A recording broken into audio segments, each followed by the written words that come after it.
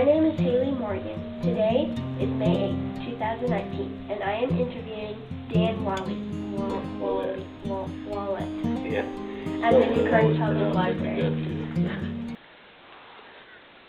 What motivated you to join the military? Well, I was young. I was an Army brat. My father was in the Army, and my mother and father had separated. She remarried several times and moved. We moved around so much that no matter how much you change schools, the curriculum changed so much from one school to the next. And I got so far behind, I wasn't going to be 20 years old graduating from high school. So I joined the Navy and made it my career in education, and it taught me a lot. I learned several trades. The main thing I learned was how to get along with people, work with them, work together, play together, fought together. The camaraderie there you never find anyplace else. Yeah. Tell me a little about your time in basic training. Basic training is a lot different than what it is now.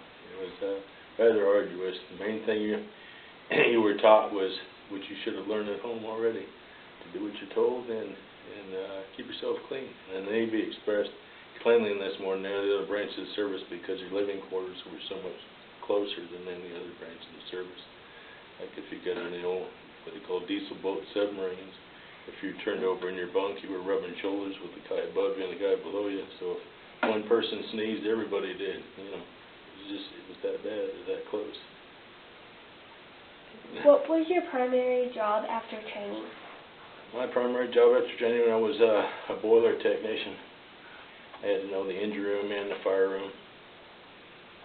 Where did you serve the majority of time in service, and were you deployed overseas? Well, I was deployed overseas many times. I had mostly sea duty out of almost 28 years. Had almost 24 years sea duty, so deployed a lot. Matter of fact, I had broken service. I got out, and it was commercial fishing with my stepfather, and it was just too much of a gamble, so I went back in and had to drop 2 pay grades, so it's basically start over again. But it was really good to me. It's taught me a good trade. We deployed numerous places overseas: the Philippines, Okinawa, Taiwan, Japan, China, Hong Kong, Africa, numerous ports. What rank are you most proud to have earned, and why? Most proud to have earned was Master Chief Petty Officer. That was as high as it could go without receiving the commission. And really, with no more education than what I had, I thought it was going to hold me back.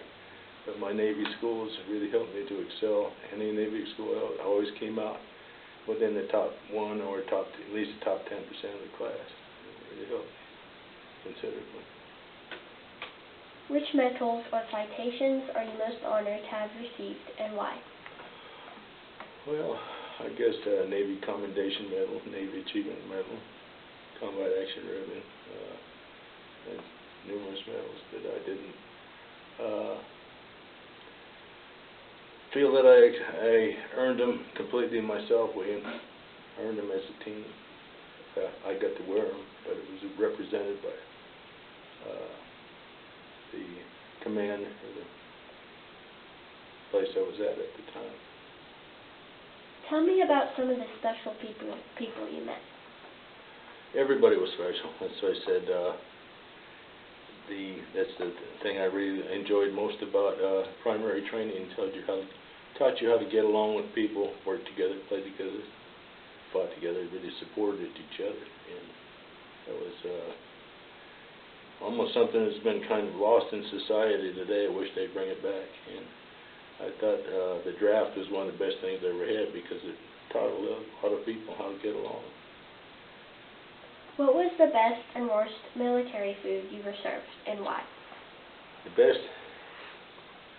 Well, I can't really complain about Navy food. There were some things that, it wasn't exactly the best, but it wasn't really bad compared to what a lot of other branches of the service had. The best was in Chief Petty Officer's Mess. We bought our own food. We had our own cooks. And matter of fact, I was on one ship little girl used to go down the street from us. She used to call me Dad, and every Wednesday night when we were in port, it was family night. And we'd go down to the ship, and we'd have steak and lobster, steak and king crab, steak and shrimp. She loved it. We had excellent cooks. We bought our own food. We had anything we want, any time of day or night. Tell me a funny story you experienced that could only happen in the military. Oh, well, probably one of the funniest was on a radar picket ship up in San Francisco at Treasure Island. We were home ported, and a good friend of mine, he was a third-class damage controlman, and he had the fire hoses flaked out on the main deck, and they were testing them right off the 250-pound fire main pressure. 250 pounds per square inch, 2.5-inch hose, a lot of pressure.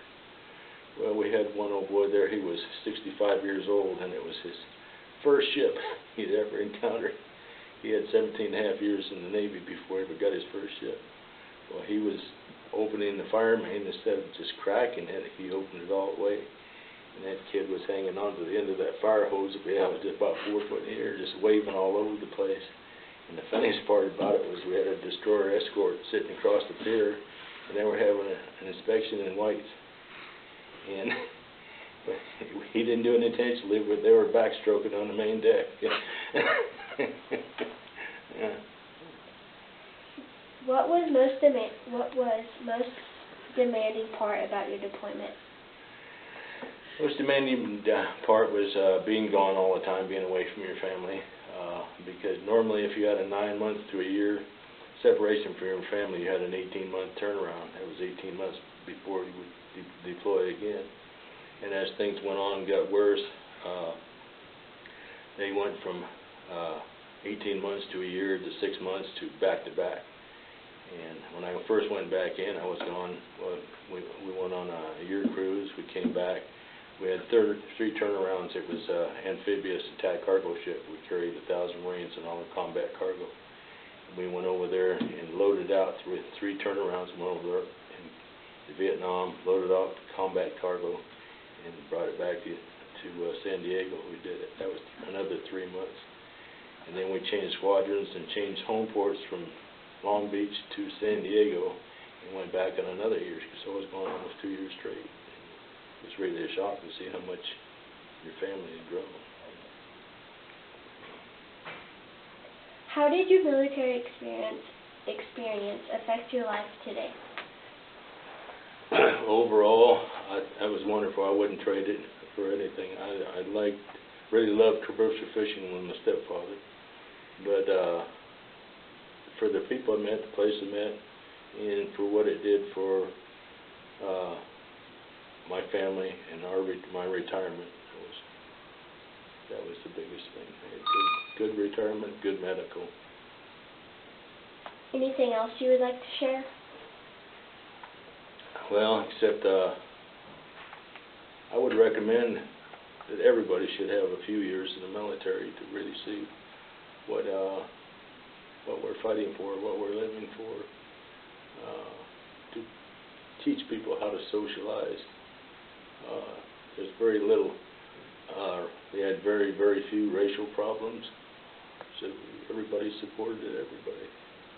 It's, like I said, one of the most wonderful experiences I ever had, and basically the only time I've ever found that again is with Legion Riders for what they do, and it's really remarkable because most of those Legion Riders, what they call SAL, Sons of the American Legion, people that couldn't join the military maybe because of a physical defect of some kind, wouldn't accept them, that are doing the things they do, and SAL and Vietnam vets doing for Gulf War vets. Thank you for your service. Thank you very much. It's really a wonderful thing to be thanked instead of somebody screaming, and hollering gestures, and spitting on you, whatever. It was a long time ago.